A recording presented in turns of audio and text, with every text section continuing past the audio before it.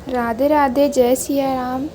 आज आपको एक कहानी सुनाऊंगी जिसमें आपको पता है कृष्ण जी और रुक्मिणी का विवाह हुआ था, लेकिन उस विवाह के पीछे जो कहानी है वो आपको शायद ही पता हो। तो चलिए आज जानते हैं वो क्या कहानी थी जिस कारण कृष्ण जी और रुक्मिणी जी का विवाह हुआ। तो कहानी ऐसी शुरू होती है। विदर्भ देश के राजा भीष्मक के 5 पुत्र और एक पुत्री थी। पुत्री का नाम रुक्मिणी था, जो समकालीन राजकुमारियों में सर्वाधिक सुंदर और सुशील थी। उससे विवाह करने के लिए अनेक राजा और राजकुमार आए दिन विदर्भ देश की राजधानी की यात्रा करते रहते थे। उन दिनों कृष्ण के रूप, सौंदर्य, गुणों और पराक्रम की गाथाएं समस्त भारत खंड में गूंज रही थी। राजकुमारी रुक्मिणी अपनी किशोरावस्था से ही कृष्ण के संबंध में सुनती चली आई थी, इसलिए उनके मन में कृष्ण के लिए एक विशेष स्थान बन गया था। फिर जब वह युवती बन गई तो उसने अनुभव किया कि तीनों लोक में कृष्ण से श्रेष्ठ वर उसके लिए कोई नहीं हो सकता। इसलिए उन्होंने मन ही मन कृष्ण को अपना पति मान लिया।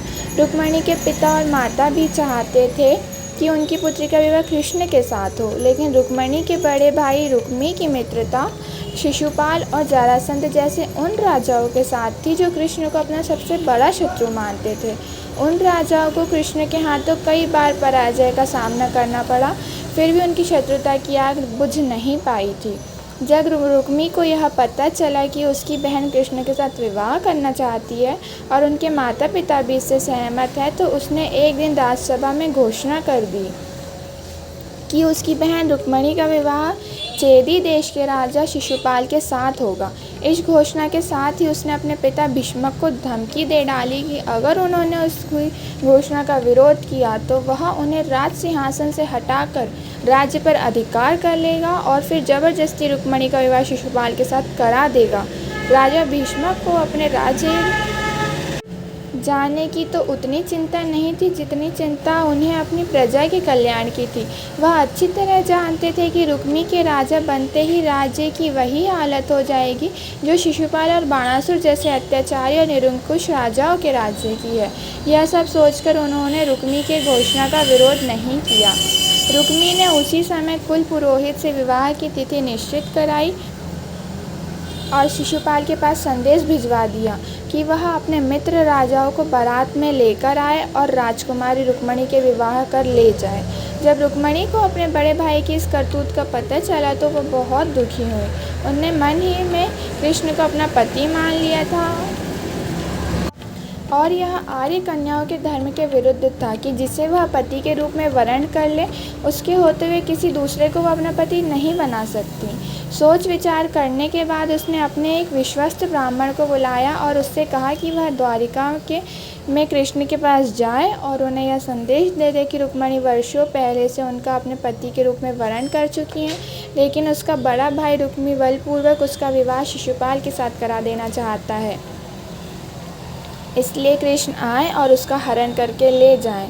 यदि वह न आए तो वह अपने प्राणों का अंत कर देगी।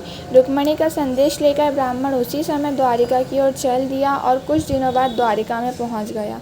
जब कृष्ण को उस ब्राह्मण द्वारा रुक्मिणी का संदेश मिला तो कृष्ण ने उसे वचन दे दिया कि भले ही शिशुपाल, जरासंध आदि राजाओं की विशाल सेनाओं से उन्हें भीषण युद्ध क्यों न करना पड़े, लेकिन वह उन्हें सबके बीच से उठा ले जाएंगे। कृष्ण ने उसी समय अपने सारथियों को तैयार किया और ब्राह्मणों को साथ लेकर कुंडलीपुर की ओर चल पड़े। कृष्ण के जाते ही बलराम को उनके कुंडनपुर जाने की सूचना मिल गई। उन्होंने यादवों की सेना की एक शक्तिशाली टुकड़ी को अपने साथ चलने का आदेश दे दिया और द्वारिका में इतनी तेजी से प्रस्थान किया कि वह सेना सहित कृष्ण के पीछे ही कुंडनपुर पहुंच गए। कृष्ण और बलराम के पहुंचने से पहले ही शिशुपाल अपने साथी राजाओं की विशाल सेनाओं के साथ कुंडनपुर पहुंच चुका था। शिशुपाल के मित्र जरासंध, शाल, पौषंड, दंत, वकव और विरुद्ध आदि अनेक राजाओं की अक्षौहिणी सेना बारात में सम्मिलित थी। विवाह के दिन सुबह ही परंपरा के अनुसार रुक्मिणी अपनी सहेलियों तथा अन्य महिलाओं के साथ गौरी पूजन के लिए नगर से बाहर बनाए गए मंदिर में पूजा करने गई। रुक्मिणी के संदेशवाहक ब्राह्मण द्वारा कृष्ण को इस बात का पता चल चुका था, इसलिए वह रथ लेकर मंदिर के पीछे पहुंच गए। पूजा करने के बाद रुक्मिणी जैसे ही मंदिर से निकली, कृष्ण ने उन्हें उठाकर अपने रथ में बैठा लिया। रुक्मिणी के साथ आए सैनिक देखते ही रह गए। जब शिशुपाल और उसके साथी राजाओं को रुक्मिणी हरण का समाचार मिला तो वे अपनी अपनी विशाल सेना लेकर कृष्ण को पकड़ने के लिए चल दिए। रुक्मिणी का बड़ा भाई रुक्मी भी अपने चारों भाई और अपनी सेना के साथ कृष्ण के पीछे पीछे चल दिया। नगर से कुछ दूर निकलते ही यादवों की सेना दिखाई देने लगी। अपने पीछे आती हुई सेनाओं को देखते ही बलराम ने अपनी सेना को आदेश दिया कि आक्रमणकारी सेनाओं को खदेड़कर भगा दो। यादव सेना के सैनिकों ने पलटवार आक्रमणकारी सेनाओं की भीषण वार वर्षा का उत्तर देना आरंभ कर दिया। देखते ही देखते भीषण संग्राम होने लगा। यदुवंशियों की थोड़ी सी सेना ने शिशुपाल, जरासंध और उनके साथी राजाओं की विशाल सेनाओं पर इतनी भयंकर भारी बाण वर्षा की कि वे सिर पर पांव रखकर भागने लगी। अपनी सेनाओं का संहार होते और उन्हें भागते देख शिशुपाल और उनके साथी राजा भी अपने प्राण बचाकर भाग गए। शिशुपाल और उसके साथी राजाओं की सेनाओं को पीठ दिखाकर भागते देख रुक्मी के क्रोध की कोई सीमा नहीं रही। वह अकेला ही कृष्ण के पीछा करने लगा। कृष्ण रुक्मी से युद्ध नहीं करना चाहते थे, लेकिन जब रुक्मी ने अपशब्द कहते हुए उन पर आक्रमण कर दिया तो विवश होकर कृष्ण को शस्त्र उठाने पड़े। उन्होंने पलक झपकते ही रुक्मी के रथ के घोड़ों और सारथी को मार डाला। रुक्मी भी उनके बाणों से घायल हो गया। कृष्ण ने तलवार संभाली और झपटकर रुक्मी को पकड़ लिया और उसी के उत्तरीय से उसके हाथ पैर बांधने के बाद उसके सिर तक दाढ़ी मूंछों के बाल जगह जगह से मूंदकर उसे कुरूप बना दिया। रुक्मी यह प्रतिज्ञा करके युद्ध से कृष्ण से युद्ध करने चला था कि अगर वह अपनी बहन रुक्मिणी को कृष्ण के हाथों से छुड़ाकर नहीं लाया तो कुंडिनकुल नहीं लौटेगा।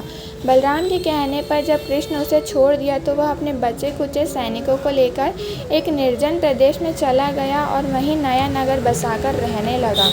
कृष्ण रुक्मिणी को लेकर विजयी यादव सेना के साथ द्वारिकापुरी लौट आए, जहाँ विधि पूर्वक उनका विवाह रुक्मिणी के साथ कर दिया गया। जय श्री राधे।